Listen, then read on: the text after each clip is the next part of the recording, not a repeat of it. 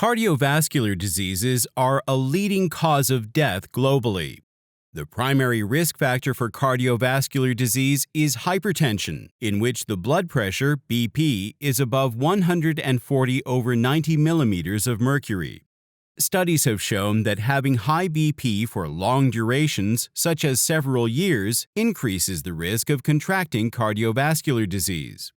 This has led to cumulative BP, a measure that takes into account both BP levels and duration of exposure to these levels, being increasingly seen as a better alternative than single-point measurements of BP for determining the risk of cardiovascular disease. However, the duration and blood pressure thresholds beyond which a person is at risk remain to be quantified. To address this gap, a team of scientists analyzed long-term data from the Chinese multi-provincial cohort study Beijing Project.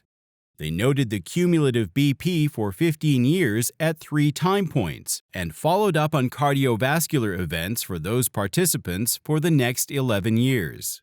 Among the 2,429 participants in the study, 207 cardiovascular events occurred during the follow-up period. Participants with higher levels of cumulative BP showed a higher incidence rate of cardiovascular disease. Further, the threshold for cumulative BP becoming a risk factor for cardiovascular disease was found to be 1,970.8 over 1,239.9 millimeters of mercury year, which equates to maintaining a BP level of 131 over 83 millimeters of mercury for 15 years. This was independent of whether the one-time BP measured at the end of 15 years was high or within limits.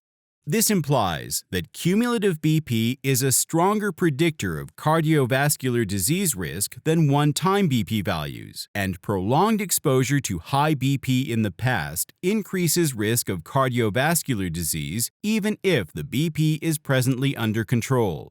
These findings highlight the need for regular BP monitoring and the importance of early intervention to maintain healthy levels of BP.